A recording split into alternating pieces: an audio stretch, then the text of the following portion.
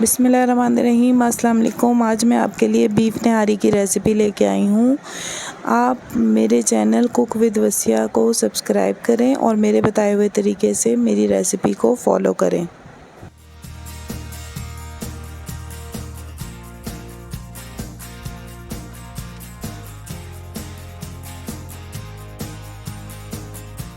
یہاں میں نے 2 کلو کے قریب نلیاں لی ہیں، جسے میں نے 2 لیٹر پانی میں رکھ کر بوائل ہونے کے لیے رکھ دیا ہے، نمک کا 1 چمچ ڈال کر۔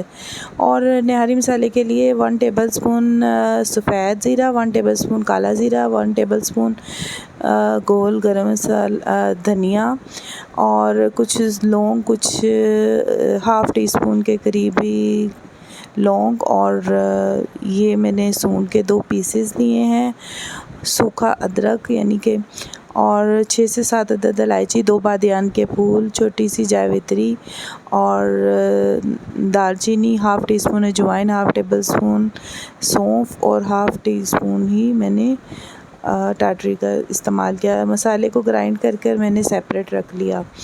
دوسری طرف کوکر میں میں نے 1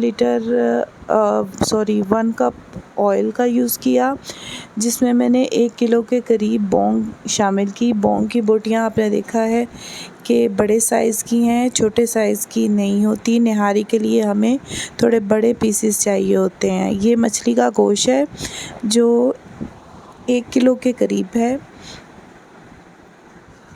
اس کو ہم ہلکا سا مسالے اس میں آئل میں ہلائیں گے، اور بس ایسا سا کہ گوشت کا جو کلر ہے وہ تھوڑا سا چینج ہو جائے، اس کا بلڈ اس میں سے ختم ہو جائے۔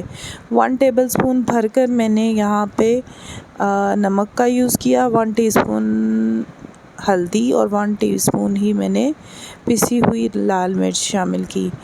2 ٹیبل سپون ادرک، 2 ٹیبل سپون لہسن کا پیسٹ، اور 1 ٹیبل سپون میں نے گرین چلی پیسٹ یوز کیا، اور 1 کپ آف فرائیڈ اونین یعنی کہ براؤن کیے ہوئے پیاز میں نے شامل کیے 1 کپ۔ جو مسالہ میں نے تیار کیا تھا نہاری کے لیے وہ میں نے شامل کر دیا، اور اس میں سے صرف 1 ٹیبل سپون مسالہ بچا لیا۔ اس کو ہم نے اچھی طرح سے مکس کرنا ہے، تھوڑا سا آئل میں بھوننا ہے۔ اگر آپ چاہیں تو اس میں ریڈی میڈ نہاری مسالہ بھی شامل کر سکتے ہیں۔ یہ میں نے مسالہ بنایا ہے، اس کی جگہ آپ کسی بھی اچھے برانڈ کا نہاری مسالہ یوز کر سکتے ہیں۔ اس کے بعد میں نے اس میں 3 سے 4 لیٹر پانی کے شامل کیے۔ پانی اتنا سا شامل کیا کہ اچھی طرح سے گوشت گل جائے، اور اس کے علاوہ تھوڑا سا پانی رہ جائے گا۔ اس کو میں نے 30 سے 35 منٹ کے لیے ویٹ لگا لیا۔ یہاں پہ جو میں نے نلیاں رکھی تھی بوائل ہونے کے لیے، اس میں نے 1 ٹیبل سپون بچا ہوا مسالے کا شامل کر دیا، اور ساری ہڈیاں میں نے اب الگ کر کے اس طرح سے اس کا سوپ سا ریڈی ہو گیا۔ اس کو میں نے نہاری کے لیے ایک بڑے برتن میں شامل کر دیا، اور دوسری طرف میں نے گوشت کو چیک کرنا تھا۔ گوشت آلموسٹ ڈن ہے، بالکل ہلکا سا اس میں ہے، تھوڑا سا سخت ہے۔ باقی یہ کہ سافٹ ہی یوز کرنا ہے، کیونکہ ہم نے اس کے بعد بھی اس کو 40 منٹس کے لیے ہلکی آنچ پر رکھنا ہے۔ یہاں پہ میں نے 1 کپ کے قریب آٹا، اس میں نے 3 کپ پانی کے شامل کیے، اور اس کو اچھی طرح سے مکس کر کے اس میں شامل کر دیا، اور اس کو اب ہم نے نہاری کو 30 سے 40 منٹ کے لیے بالکل ہلکی آنچ پر اچھی طرح سے پکانا ہے کہ آٹے کا کچا پن ختم ہو جائے۔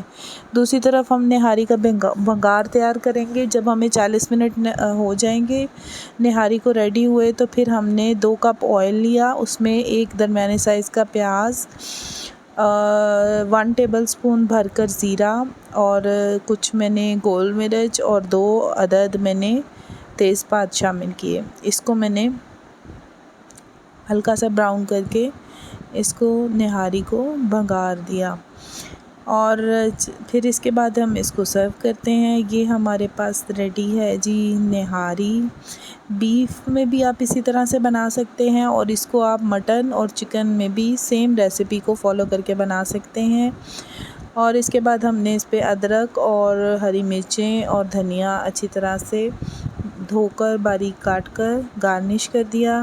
آپ کو میری ریسیپی پسند آئے تو پلیز فیڈ بیک دیجیے گا۔ شکریہ۔